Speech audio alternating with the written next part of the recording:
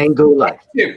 And we're live, ladies and gentlemen. Good day, Whiskey brothers and Whiskey sisters, and welcome to the Whiskey Book Club's sixth book review and the first edition of the Complete Whiskey Course, a comprehensive tasting school in 10 classes by the incomparable Mr. Robin Robinson. As always, we're honored to have you, the viewer, and our panel with us here today. My name's Dolph. I'm the president of the Alberta Scotch Society. I'm the founder of the Whiskey Book Club, and I'm your host tonight. For those of you that are a little bit new to us, I'm going to explain a little bit what we're about. We're a group of whiskey geeks. We're proud to be whiskey geeks that love to share a dram and share a passion for reading, but mostly about whiskey and whiskey-related books. There are other alcohol book clubs out there now, but none that delve so deeply into the topic with the author than us. So the choice of our sixth book is based on our desire to study whiskey on a grander scale. So this is perfect right there. This is the perfect book for that. And Robin, the perfect whiskey spirit guide for that task. Our guest of honor tonight, Robin Robinson, the author of the Complete Whiskey Guide. He created the Whiskey Smackdown series at the Astor Center in New York City, 2009, longest running whiskey course ever in the States. He's instructed classes at the Culinary Institute of America, the Institute of Culinary Education, the American Distillery Institute, the American Craft Spirits Association, the Bar Institute, and my favorite one, Tales of the Cocktail in New Orleans. He's been showcased on too many magazines and websites to list here. I would try, but I'm really trying to say this quick. And he's a one-man show on the Whiskey Festival circuit. It's called The Story of Whiskey, which is 60 minutes of stand-up and drinking, which is fantastic. It's almost what we're doing here. No stand-up, but a whole bunch of drinking. So we're going to start our round table introductions with our names, our other platform handles, and what's in your glasses tonight. We're doing this alphabetically. So we're starting with Robin, but then we're going to panel members. We're going to do Cheryl, and after Cheryl, we're doing Dave, Drew, Kent, Nicole, and Sheila. We're doing it different tonight. Here we go. All yours, Robin. So, okay, is this an intro? Do I introduce myself? Is that what it is? Sure. And tell us what you're drinking. Okay, well, I'll tell you what. Well, hi, everybody. Man, great to be here, and thanks for having me. I'm really excited to be here. So I'm drinking a couple different things. I just got finished scoring. I'm on a couple different spirits judging panels. Okay. And tonight I had to get all my scores in before the deadline. Oh, wow. And of course, you know, in COVID, it's all remote now. Otherwise, we'd be in place.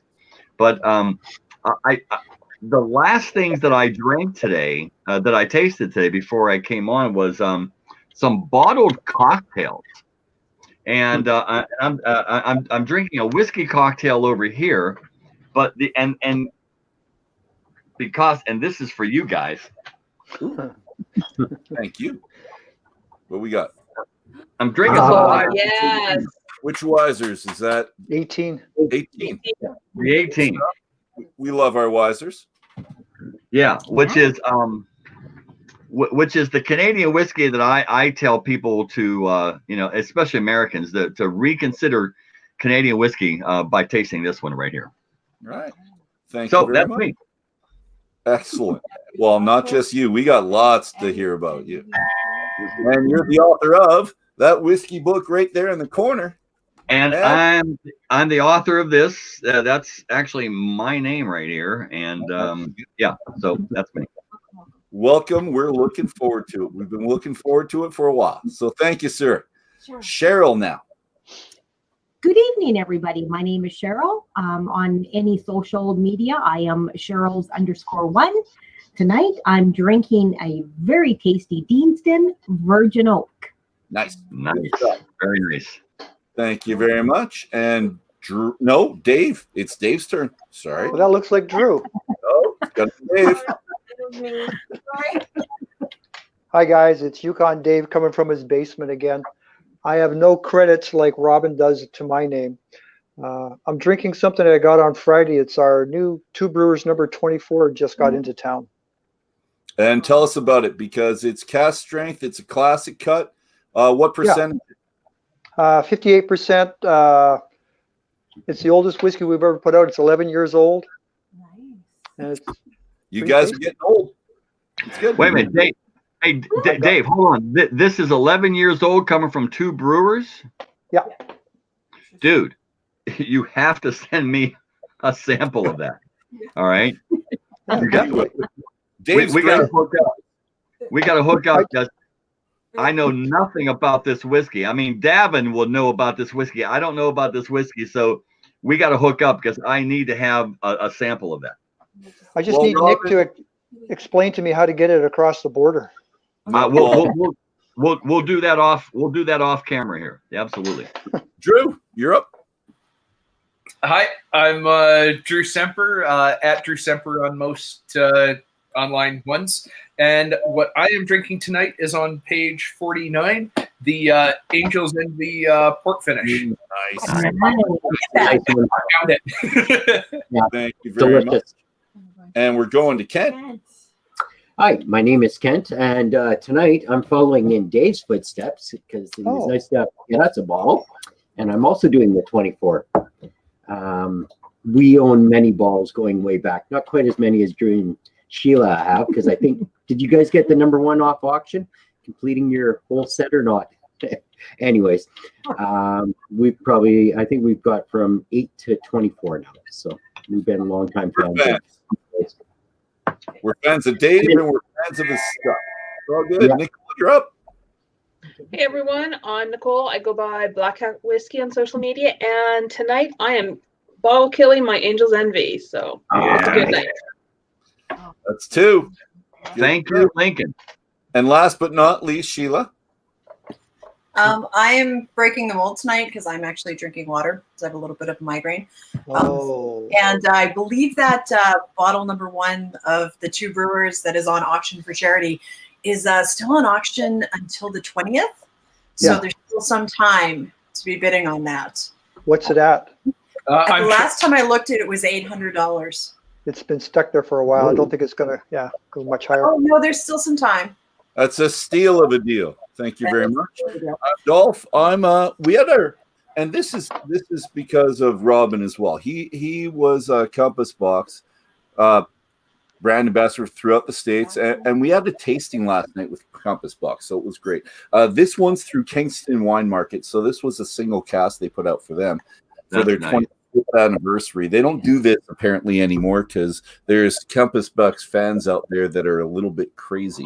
So that's why, and I got a pretty good pour of it right now. So that's going down. And did you do that with John last night? Did you do it with John Glazer? No, James. Yeah. So James Bourne. Born. Yeah. I was thinking about that's his blender. Great guy. We were thinking Jason Bourne, James Bourne. Great. He's on with us till like about 11 o'clock at night, shooting the stuff, and it was a good night. So good. You know what? Let's start it off. Let's go. Let's do it all. Thanks to all of you for that. So great introductions, great stuff in your dram. Robin, again, welcome. I'm going to start with one of my favorite things, and that is a quote. So, as you guys know, here we go. This book's mission: to inform, to challenge, to illuminate, to inspire your appreciation of all things whiskey. I was going to try to say it like a Star Trek thing at the beginning. Man, I do love this quote because us at the Whiskey Book Club, we can say the same thing about our broadcasts. We want to illuminate, inspire, challenge, appreciate all things whiskey. We love it. I'm going to add to it. We want to entertain you, and we want to give you an excuse to drink more on a Saturday night. So thank you very much, Rob, for your part in helping our viewers drink more on a Saturday night. It's responsibly, of course, but it's a noble thing that you're doing tonight. Thank you very much. Robin, let's go back to the book right at the beginning. History of distillery. We have the four basic groups of people responsible for getting whiskey from, and you say brain to glass instead of grain to glass. I love it. that was my little tweak. That was my little tweak on that, you know. And quite honestly, because I come from like the sales and marketing perspective of whiskey, and so I have clients, you know, who come into the industry, and that's my job, is to actually kind of help bring their, and the first thing I tell everybody is, for Christ's sake, quit saying grain to glass. My head is about to explode, right? Everybody is grain to glass, right? And it literally means nothing. So that was my little tweak, you know, right there, brain to glass, you know. And we picked it up. We're good. We appreciate it. So, and I really do love the fact that you started with the farmer. I think we forget about the farmer a lot. Yeah. When we're drinking our but they're the focus. I love that. We heard lots in our last book that we did about monks and invaders, and I'm pretty sure that everyone here would have listed a distiller as one of the people involved. But your fourth group came to a surprise to me. Yeah. And I don't know how many of you were surprised when you saw the taxman. But Robin, can you tell us about the role of the taxman, please? Man, because it's unique in your perspective. Absolutely, and it's, you know, when you go into the deep dives of the history of whiskey, and we're talking about Western tradition whiskey. So this is starting in Ireland to Scotland to Canada and to the United States. And the deeper and deeper I got into understanding the roots of you know, Ishkabiha or Ushkaba, or, you know, or whiskey or whatever it was, I started, like, all of a sudden it's kind of like, wow, it was this excise act, that was this tax, it was this a king's larder, it was this lord or this laird. And in every one of these situations, what defined the distiller was his relationship to the person who was trying to extract revenue from him. You know? So what I found out was the taxing of spirits actually goes back to Germany into the 15th and 14th century. Okay. So it went back that far. When a governmental entity was placing an excise or a tax, or, you know, whatever, a bounty or a tithe or whatever you want to call it, mm-hmm, on this distilled spirit. And why was that? Because what the distiller did that the brewer hadn't done was taken, you know, so beer and mead and the heather beers and all of the things that were the original alcoholic beverages from antiquity, you know, from the beginning of mankind, were all farm craft. Mm-hmm. And because they were so volatile, they never really traveled further than the next farm. But it was when the distiller created a beverage that was essentially now inert. Yep. Once it became inert, the whole economy changed now. Because, you know, beer, as we know, gets skunked after a while. I mean, you let it sit for a little bit, it's going to go bad. It's still a fermented beverage, as is wine. But once you distill something, you take that out of there, and it becomes an inert entity. And being that, it can travel. And being that, it, you know, because what you're doing is you're raising the alcohol level too, right? So you're purifying it. And what happened all through history is that it changed the whole farm economy. And one of the things that had changed the farm economy, because it was actually now able to travel and able to be held for a long time without it changing, it had a different sense of being a commodity. And so the value of it went up as a result of that. And when the value of anything goes up, then someone's going to come looking for it. And that is where the tax man, that's where the Lord, that's one part of it. The second part is when you look at the malt taxes, when you look at the grain taxes, and why was this? Because what was the English Parliament trying to do? The English kings were trying to do? They were trying to subjugate both Scotland and Ireland, right? So for hundreds of years, the English crown had been trying to subjugate it, and as they knew that they were making this, then of course, then the tax would be applied on part of the process, and that's where the malt taxes were all throughout everything. There was malt taxes in Ireland. There were malt taxes in Scotland. And as a result, that forced the distiller to change their modes of distilling. So when you think about what is Irish pot still whiskey, Irish pot still whiskey was a ground level revolt against the English crown taxing the malt. They said, well, fuck that, man. We're just going to throw some unmalted barley in there too, And then the whole idea that they were weighing, for example, they started weighing it. And that's why, oats used to be used a long time ago. Yeah. And then oats got slowly taken out of that because they were actually weighing it by weight, and oats actually is heavier than barley was, and so oats started to come out of the mash bill as well. And then over time, you started to see where the crown, their insistence on actually trying to extract revenue, that just forced a ground level a change.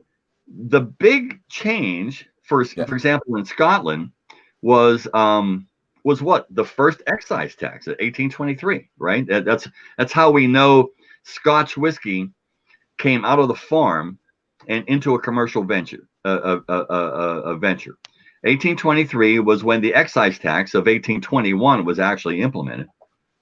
And that's, for example, Glenlivet, for example, traces itself back to that time. So there's Scotland, Ireland over there with pot still whiskey. In Canada, oh my God, right? I mean, you guys, right? I mean, like who actually supported the Canadian economy, which was Guterman Wards and Hiram Walker, right? Corby, Corby and Seagram's, right? I mean, and it was all about, they provided the tax revenue, right? And in doing so, what does a good company do is you're always trying to actually, create a better product in a cheaper way, right? And so they started to actually change their methods. And then when you come into the United States, of course, the big mode actually happened in my hometown. I got my Steelers there. So and that was the Whiskey Rebellion of 1792 and then 1794, and that was the first excise tax created in the brand new Republic of the United States, and that forced a change. The old rye makers forced a change there. So yeah, man, the tax man, absolutely, right down the line in the entire Western tradition, changed everything. Everything. And when you get to actually, the column stills, it changed it again. So yeah. All right, that's perfect. But it did surprise me, and it was good. And you have to buy the book to find out more. You bastards, get out there, buy the book. Buy the book. Buy the book. It's Christmas time. Buy the book. Let's go for the panel. A question for you guys. You're going to notice that Robin wants us to try some creative drinks, and he has the drink this stuff on the sides of many of the pages section. So, is there for our panel? Was there personally one that you liked that it piqued your interest that you have to find? I've got 3 or 4. I said I put stars and I said find to get this. So let's hear from our panel stuff that you want to get that you saw up there. And I need to know what, and you have to tell me what bottled at a bracing means, and that's in the Lecheg part. And I couldn't find what that means. It's the last line in the Lecheg one, bottled at a bracing. I'll get back to that later, Robin. That's okay. But we'll ask everyone else what they think. Okay. I gotta look that up now. Oh, we'll give you a try.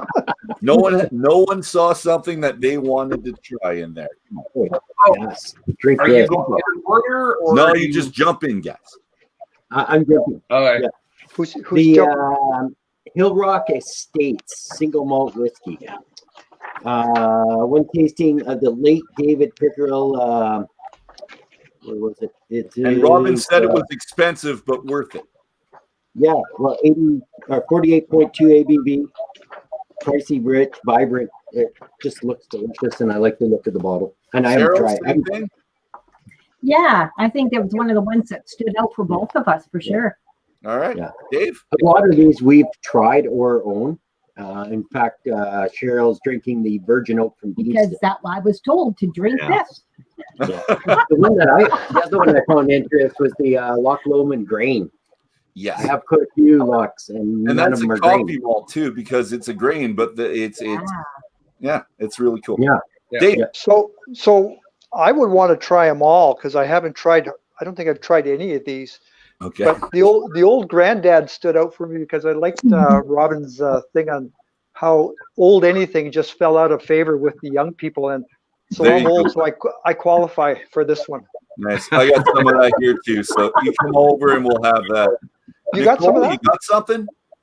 I like the Saya blended Scotch whiskey. The story behind how it's came to be intrigued me. I'm like, okay, I need to go search this out now. Yeah. Okay.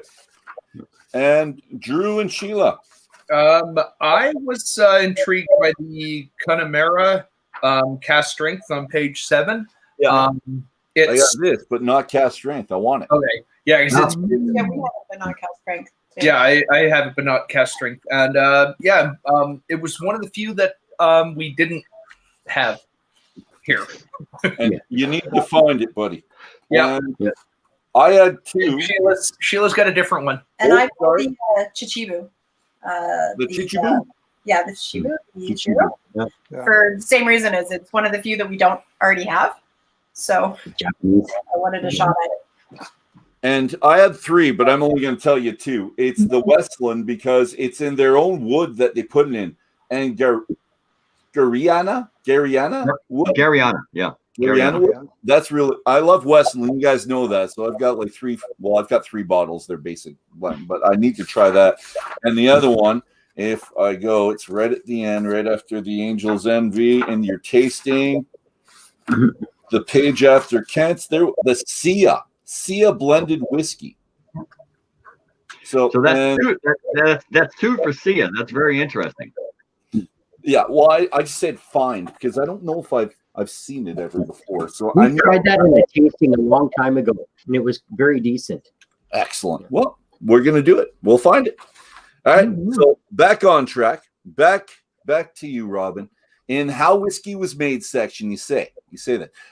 Another quote. Hold on. No, I got this. The liquid from the first batch and the third, so the heads and the tails, okay, not the hearts, can then be put back into the copper pot, and the whole process gets repeated until there's nothing left. So, Robin, if I follow this properly, you're putting the methanol is placed back into the still, and after being distilled again and again and again, it becomes ethanol. So methanol becomes ethanol eventually, because I thought the methanol was chucked.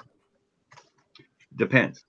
Okay. Now, it depends. Oh yeah, and again, this is very much up to the distiller. But what you'll find is, like in brandy, for example, yeah, absolutely. The first heads that come off, they're actually taken out, right? but in whiskey and in rum, then most distillers will actually then, and that's really the secret of like of triple distillation that you find not only in Ireland, but you'll find that in Springbank as well. Yep. Where they kind of like do 2.5, you know. Yeah. But so that goes back into the high wines. Okay. Gets recycled back into the high wines and then goes back through the spirit still again. And every distiller makes that choice of whether or not they want to actually, you know, recycle the heads and the tails. And but I can tell you in Scotland, for the most part, it's all recycled back. Now, why is that? It's economics. Yeah, money. I'm guessing a bit of taste in there too, because it's going to make it, well, it's going to be distilled out. Maybe it's just funny in my mind. I didn't know methanol became ethanol, and I'm not a scientist. I'm a math teacher. I just don't have the science background to see how whatever molecules would be detached and become something else. So I need a science geek out there. Maybe Dr. Don can actually draw me a picture or something like that. Well, and Dr. Don will draw you a completely different picture because, I mean, Canadian distillers, especially, you know, him and Bill Ashburn over at 40 Creek. I mean, they're wizards with, but again, they're actually going through. They're taking it completely different because they're actually going through the column. Okay. They're actually going through. What I'm talking about, what I'm talking about here is specifically with pot still. Yeah. Because in pot still, you actually have to make cuts in pot still. With columns, you're not making cuts. The cuts are actually automatically done through pressure. Yeah. But with pot still, then yeah, absolutely. And a lot of the distillers that I've talked with in Scotland, absolutely, they look forward to actually recycling those heads and those tails. When they put them back into the high wines, distill them back again, then they're starting to get the richness that they're looking for. I had a long conversation with the Andrew. I can't remember his last name, but he's the head distiller at Cardew. Okay. And we had a very long conversation about that. And what was interesting about him at Cardew, and Cardew, man, like it's actually, when you think about it, it's one of the ancient Scottish distilleries, the heart of Johnny Walker blends, and huge in Spain. It's like the number one single malt in Spain is Cardew. Which is weird. I wouldn't have thought that they would have liked the lightness of it. You would think that they would like something with a little bit more depth. Interesting enough. Yeah, that you would think that, but who knew? I mean, who knows? But yeah, so the number one. But in Cardew, we were talking about not only the heads and tails, but also the fill point. The fill level in the still. And how that actually affected the reflux that then affected the amount of heads and tails that came out and the quality of the heads and tails. So yeah, it's part of the protocol. And then after that, then it really becomes the distiller's choice for that particular brand that they're making about how much of that they're actually going to actually recycle through. But it's a common in old line pot still distillation in Scotland and a little bit in Ireland. It's pretty much a standard operating procedure. Well, we may or we may not have some home distillers here on this panel who might be thinking or might not be thinking of putting that methanol back in there. And maybe it's worth a try or maybe it's not. I don't know. I wanted to get that through because it's definitely pot still, and I'm intrigued, Robin. I really am. Yeah. And rum distillers is really where you see this happening a lot. Okay. And typically when you're looking for that funkiness from rum, that's it's not only just the dunder, but it's actually that redistillation of the heads. Oh, and that's where the flavor. Okay, good. So we throw away the heads and keep the tails. Okay, there you go. That's what Right, I think people might have done without naming any. That's good. We're good. But Well, you should keep the heads because it makes good lock de-icer. Yeah, that I was yeah. told that. What? Yeah. Lock de-icer for methanol. Oh, that's perfect. Well, of course. and Robin, when we're at the minus 30 and minus 40 degrees Celsius, I don't even know what that is Fahrenheit. And you're pouring it on your windshield too. Yeah, you're pouring it on your windshield in the morning as well, right? That's what someone said to one of us in this group, and it makes sense to me. It's good. On a more specific scientific vocabulary question, Robin explains the difference well, but I've heard the words esters and congeners used interchangeably, and I think I might have actually done that myself in a presentation. So panel, have you found the same thing? And I'm saying this because many people on this panel have done presentations themselves. And does anyone care to try to explain the difference for those people out there? Has anyone ever mixed them up? Do you want a half-ass explanation from a sales guy? I do too. Yeah. So when we were just doing beer, it was always esters we talked about that gave us the fruity and all the kind of the notes that came from the ales and the English background. Okay. Then when we started doing single malt, all of a sudden congeners came in. I thought, well, where'd this come from? Like it's just I look at them as interchangeable, but I don't know if that's exactly right. So the esters went away and the congeners came in. You have to read the book, man. You got the book in front of you. It's there. I did read the book. Okay, I'm not telling you. I'm not saying it. Yeah. I treat the terms kind of like Highland and Speyside. So all esters are congeners, but not all congeners are esters. Go for that. Yeah. That helps. That's actually it. Yeah. So the congeners are anything that's. I wrote myself notes to kind of help me. She's But doing her doctorate, congeners Robin. She knows how to study really well. It's good. So the congeners are anything that are produced by the yeast that isn't the alcohol. And the esters are the results of the bonding of the alcohol and the acids. Okay. So think of congeners as more of an umbrella term, and then think of esters as fitting as part of that umbrella, just like she said. And esters are typically what the blenders will consider as the high notes. And the high notes are always the fruity notes, right? Yeah. But congeners are literally anything, any molecules that are bound together that create an organoleptical sense for us. So there are congeners in the air all the time.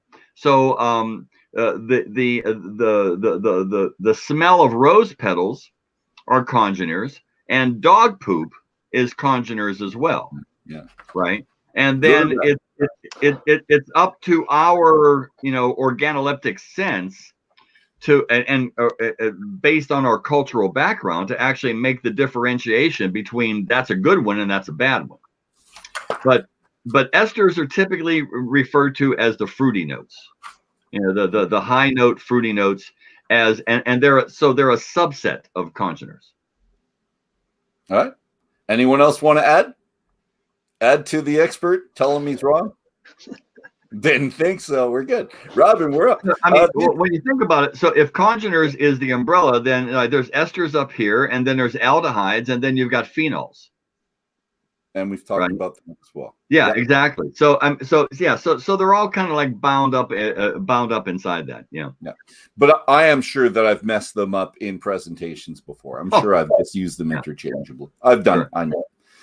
This one's for you, Robin. This is about your process a little bit. So you say about pot distilling being a batch operation, and what you said makes sense. And I think everyone here knew that or have known that for quite a while. But when did you not only realize that you knew this, but you explained it to other people. So essentially what I'm trying to get to is, when did you go from knowing stuff to explaining stuff to people?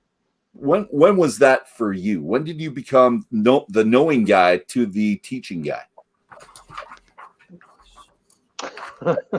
Sorry, man. I should come back later.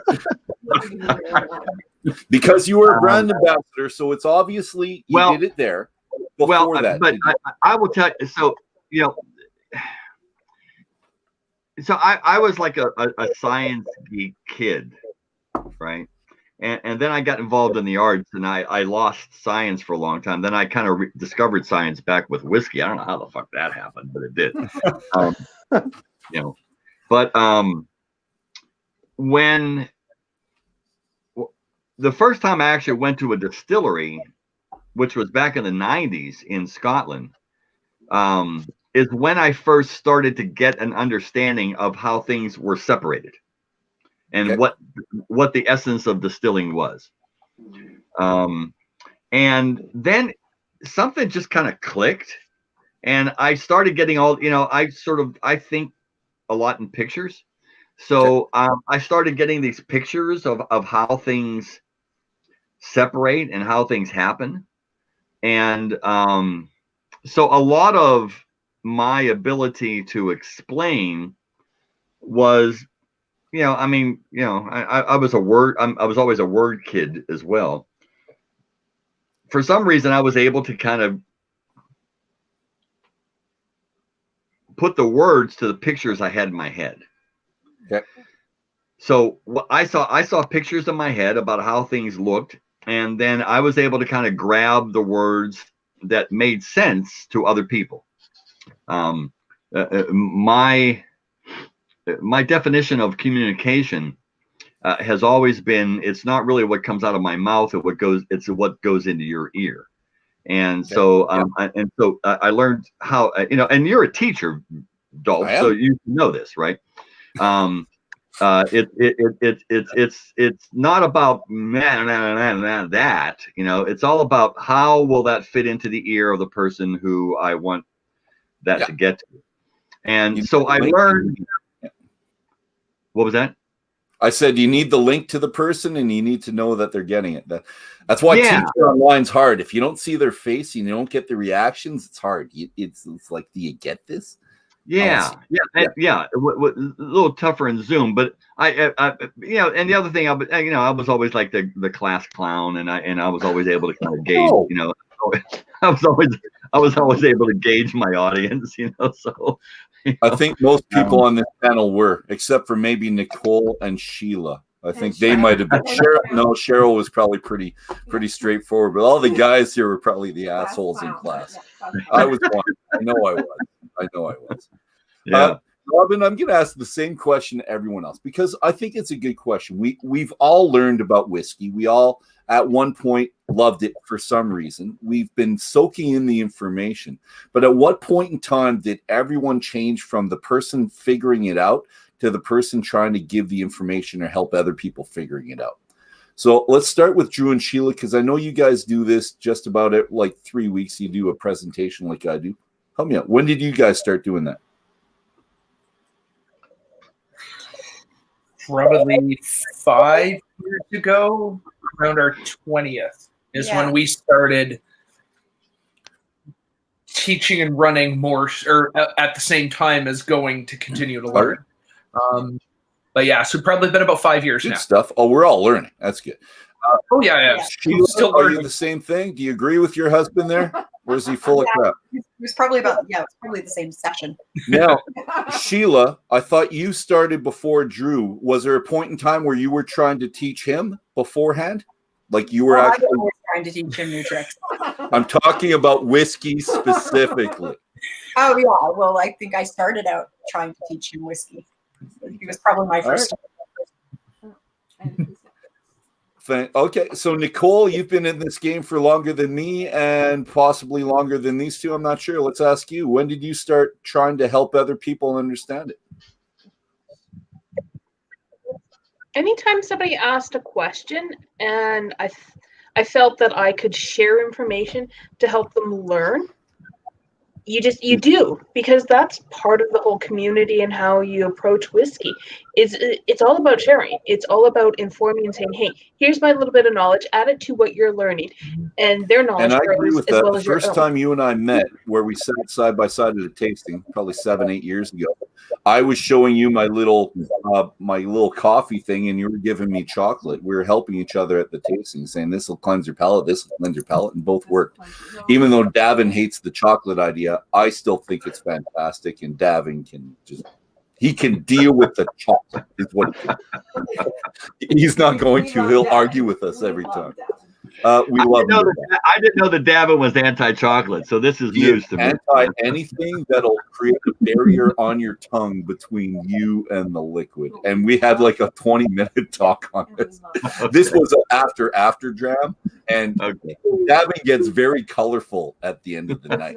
People don't know that. I do. I've got a photograph of Davin that will prove the color of Davin. We want that. We want that. Not just his shirts. Not just the shirt. Cheryl and Kent. Cheryl, you. Because Kent helps people. He's very talkative and he's very outgoing. You are kind of, but you were in love with wine and rum before whiskey. So when did you start talking to people about the stuff that you originally loved? Because I started with beer and wine and I think rum. Wow. Do you have a moment back to your mind? It's sort of one of those things that's, you find like-minded people typically anyway. So when you're into something, you tend to surround yourself with people that are like-minded. So I think it's just kind of that natural thing, so you're into wine. Well, you find wine people and you talk wine, and you learn from them and you share with them and you read more and you go to tastings and you find out more and from everybody in the room. So I think it's just kind of been a progressive thing dependent on what I was in at the time. So with whiskey, it was very much once Kent and I got together and we started drinking it, and then we started going to tastings and we were enjoying it more, then it was just ultimately we started sharing that love with other people. It's like, oh my God, you've got to see this. We've tried this. This is fantastic. Who knew, right?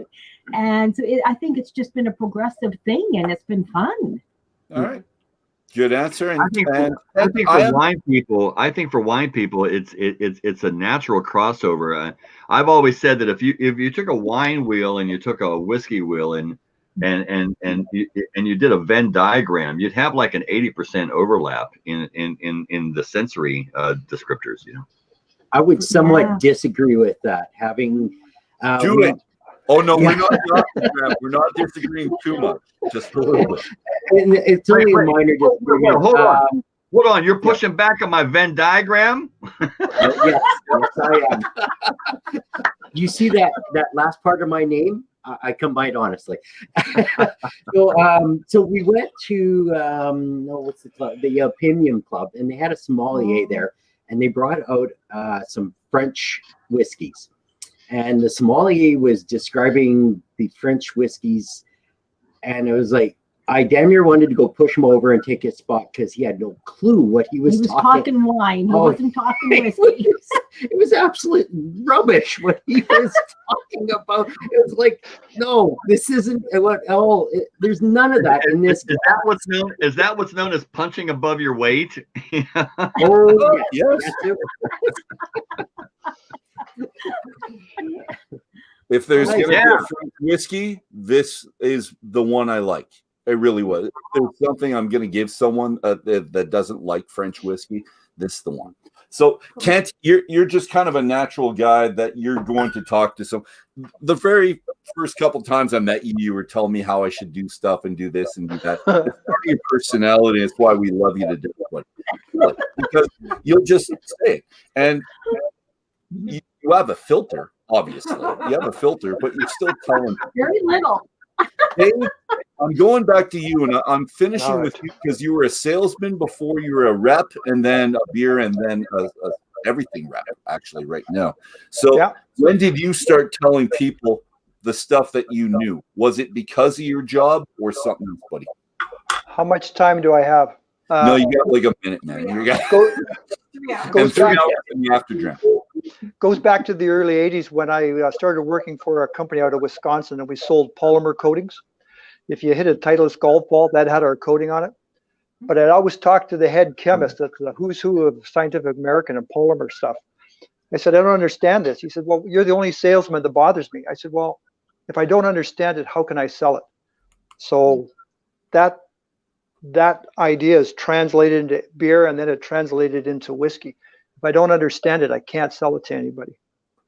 Good Simple answer. story. No, that's a fantastic answer. That's right there. That's a salesman right there. And he's a damn good one. I've bought so many bottles from him. That's phenomenal. Everyone here. Everyone here's lost thousands of dollars to Dave in whiskey. we really have. He thinks it's funny, but beer and liquors as well, everything. Dave's a man of many talents. Yeah. I don't like the word salesman because I'm not trying to sell you something you don't need. Oh, no, buddy, but Dave, quite honestly, and I teach sales seminars. To me, the salesman is the highest form the highest form of communication. It's actually the noblest profession on earth. Wow. No teacher. Oh yeah. Not the oldest. Not the oldest either. Yeah. Let's face it. Let's face it. If you've got something in your hand, a salesman got it to you. Mm-hmm. It's the salesman who is the binding of all commerce, right? Now there's good sales and there's bad sales, right? And most people have in their mind, like the guy's gonna steal the rings off your fingers, or like those type A assholes who are just like right? And we know. Snake oil salesmen, snaky bastards. That's I didn't mean anything personal there, but right. But a good salesman transacts, right? A good salesman transacts an exchange of value between two entities, and that's what a salesman does. So hell yeah, man, salesman. I'm a salesman. I'm a salesman since I was 6 years old. I got no problem. Excellent. And you're like I'm a salesman that wrote a whiskey book. That's what makes me different than every other whiskey author in the industry. I'm a sales guy that wrote a book. I wrote it from that perspective.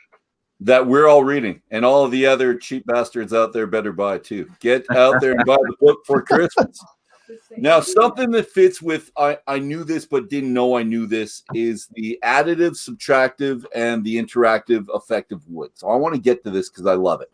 So panel, do you remember where you were when you got the initial detailed education about wood?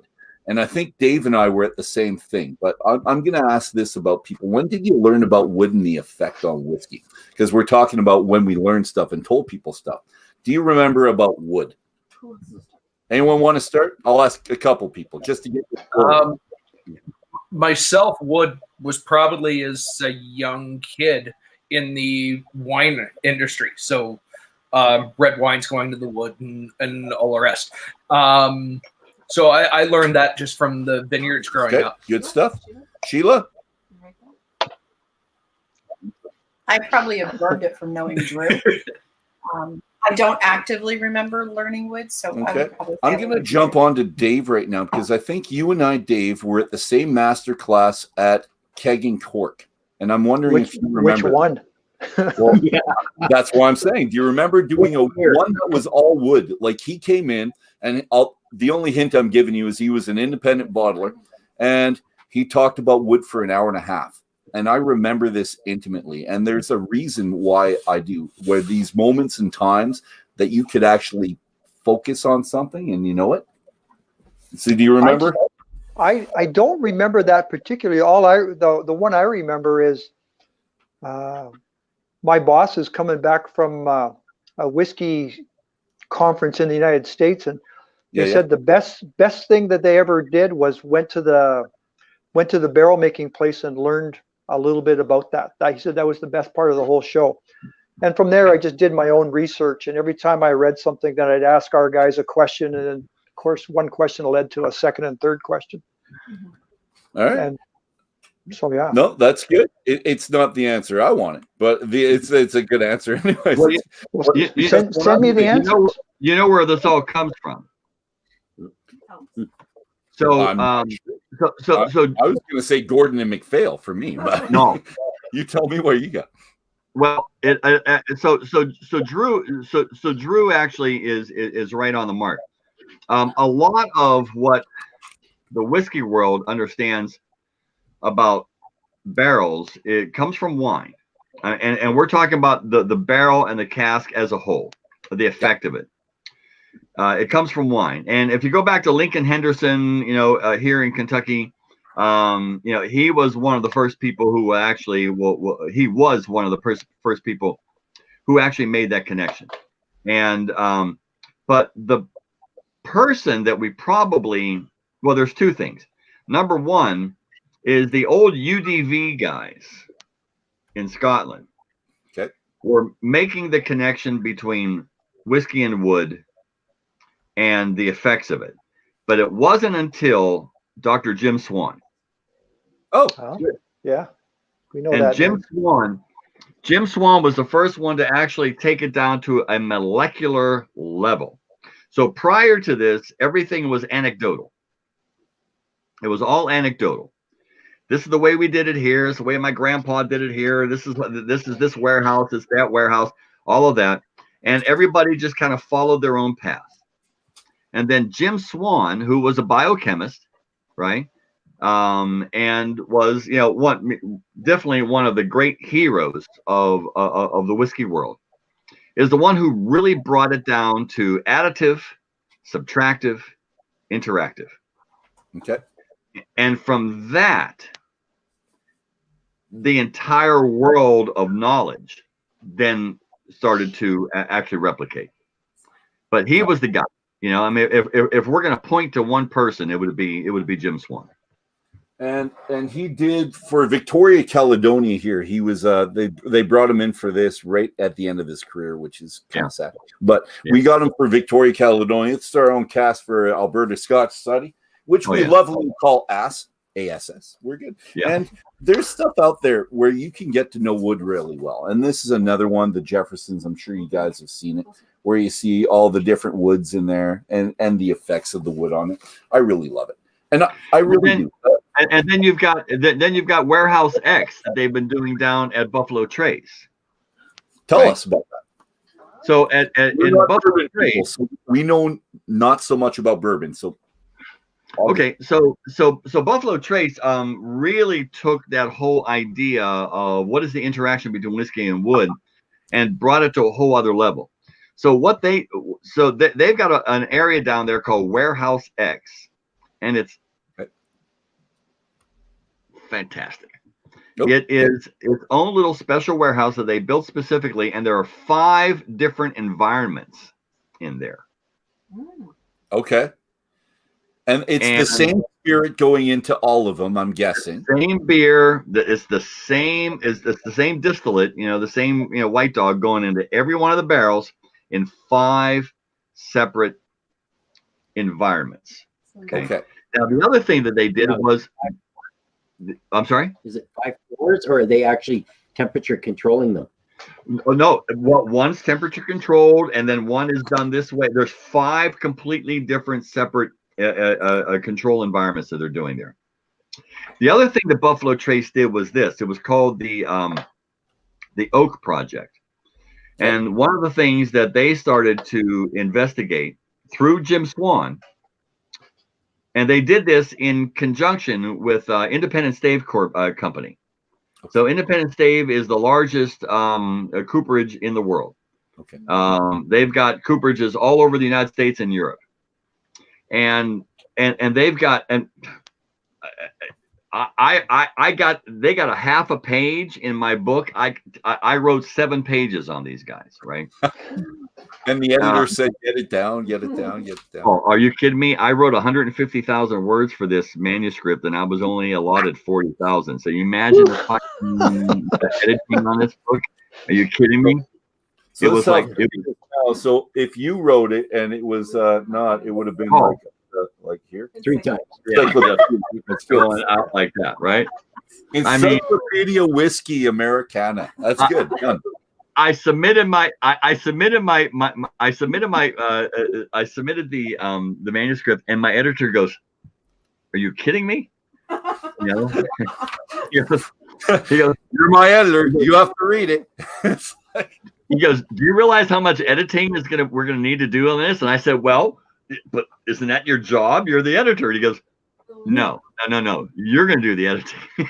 Oh.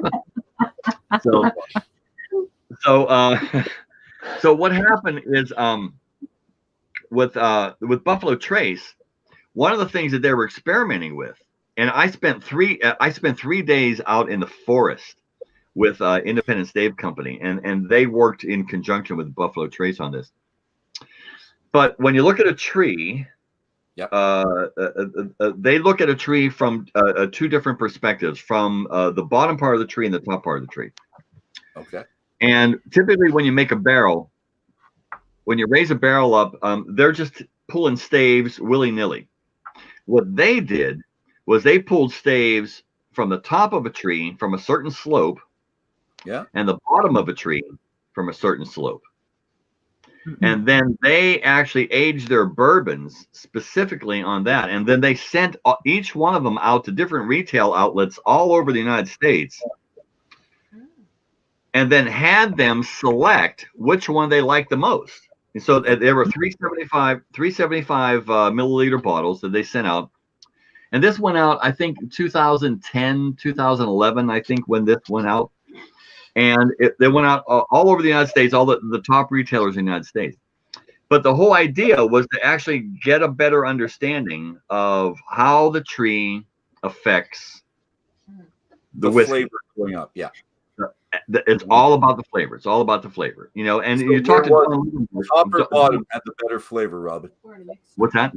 Which one had the better flavor, top or bottom? Well, everyone voted on one. Yeah. And you can go to Buffalo Trace's website, and you can see the one that everyone voted on. So they just took popular votes from from people who. So once you bought a bottle, if you bought a bottle from this particular retailer, then you scored it, and then you sent your vote in, and then they tabulated the votes.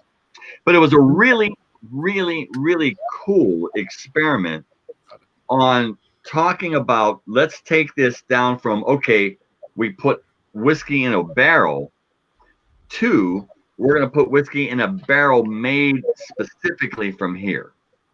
And then when you go down to Independent Stave Corporation, which is literally, it's the 22nd century of manufacturing. I mean, I worked in the steel mills of Pittsburgh, so I understand what manufacturing is from that level.